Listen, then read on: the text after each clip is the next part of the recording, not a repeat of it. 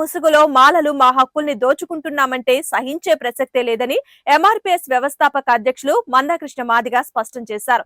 SC వర్గీకరణపై ప్రభుత్వం నిర్మించిన ఏకసభ్య commission గుంటూరులో చేపట్టిన అభిప్రాయ సేకరణలో భాగంగా కలెక్టరేట్లోని కమిషన్ కు తమ జాతి ప్రయోజనాలపై ఆయన వినతి పత్రం సమర్పించారు. అనంతరం ఆయన మీడియాతో మాట్లాడుతూ వర్గీకరణపై మాల సోదరులు అనవసరంగా రాద్ధాంతం చేస్తున్నారే తప్ప వర్గీకరణ వల్ల అన్ని ఉపకులాలకు మేలు జరుగుతుందని వారు ఆలోచించడం లేదని ఆరోపించారు. సాధ్యమైనంత తొందరగా కమిషన్ నివేదికను పరిగణలోకి తీసుకొని వర్గీకరణ అంశానికి స్వస్తి పలకాలని కృష్ణమాదిగ కోరారు.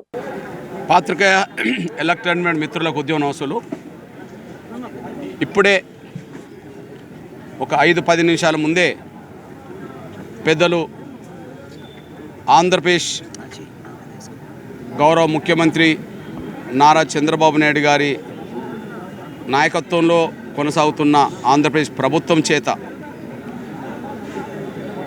ఎస్సీ వర్గీకరణ మీద నియమించబడ్డ ఏకసభ్య కమిషన్కు చైర్మన్గా నియమించబడ్డ గౌరవ రాజీవ్ రంజన్ మిశ్రా గారిని కలిసి ఆంధ్రప్రదేశ్లో ఎస్సీ రిజర్వేషన్ల వర్గీకరణ ఆవశ్యకత మీద ఒక వినతి పత్రం మాదిగలందరి పక్షానే కాకుండా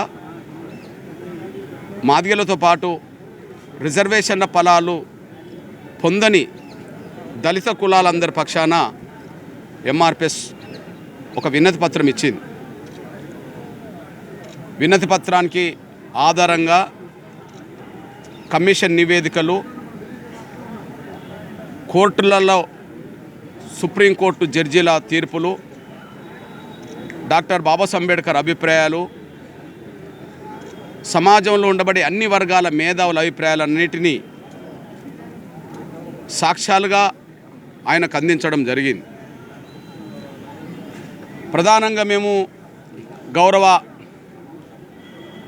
రాజీవ్ రంజన్ మిశ్రా గారికి ప్రధానంగా 2-3 కోణాల్లో మేము విజ్ఞప్తి చేశాం. 59 షెడ్యూల్ కులాల్లో ఉన్న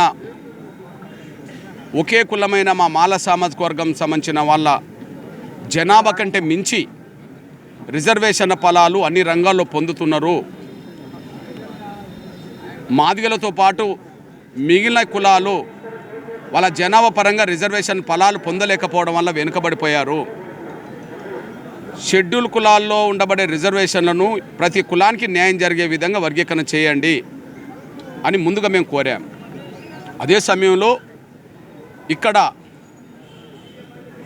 రిజర్వేషన్ ఫలాలు ఏకపక్షంగా వాళ్ళ జనాభా కంటే మించి పొందిన మాల సామాజిక వర్గం సంబంధించిన సంఘాలు, కొంతమంది ఆ సామాజిక వర్గంలో ఉండబడే స్వార్థపర మేధావి వర్గం ఒక అభిప్రాయాన్ని సమాజంలోకి తీసుకెళ్ళింది.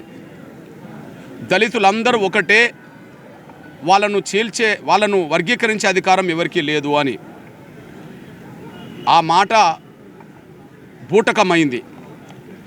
వాళ్ళ మాటల నుండి వచ్చే ఐక్యత బూటకమైంది. డాక్టర్ బాబాసాహెబ్ అంబేద్కరే చెప్పాడు, సమాజం దృష్టిలో వివక్షత గురవుతున్న వాళ్ళందరినీ నేను అంట్రాన్ కులాలుగా చేర్చిన మాట నిజమే, కానీ సమాజం దృష్టిలో అంట్రాన్ కులాలుగా పిలువబడ్డ వాళ్ళందరినీ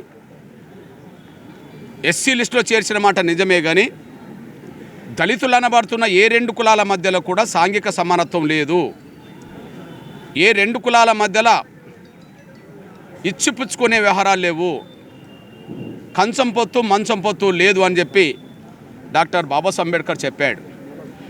ప్రతిరోజు డాక్టర్ బాబాసాహెబ్ అంబేద్కర్ గురించి గొప్పగా మాట్లాడే ఈ మాల నేతలకు డాక్టర్ బాబాసాహెబ్ అంబేద్కర్ మాట్లాడిన మాటలు ఇంతవరకు అర్థం కాకుండా పోయినాయా?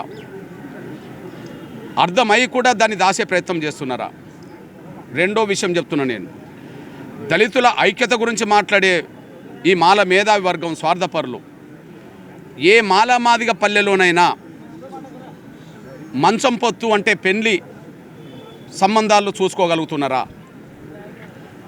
ఎక్కడన్నా ఏ 2 పల్లెల మధ్యనన్నా వివాహ సంబంధాలు కొనసాగుతాయా? ఒక 10,000 గ్రామ పంచాయతీలు ఆంధ్రప్రదేశ్లో ఉన్న, దేశంలో, రాష్ట్రంలో, తెలంగాణలో ఉన్న ఏ 2 పల్లెల మధ్యలో ఇచ్చిపుచ్చుకునే వ్యవహారాలు లేనప్పుడు వాళ్ళు చెప్పే ఐక్యత అనేది బూటకం కాదా? డాక్టర్ బాబాసాహెబ్ అంబేద్కర్ నిచ్చెన మెట్ల వ్యవస్థతో పోల్చాడు కుల వ్యవస్థను. రెండు కులాల మధ్యలో సాంఘిక సమానత్వం లేదని చెప్పాడు.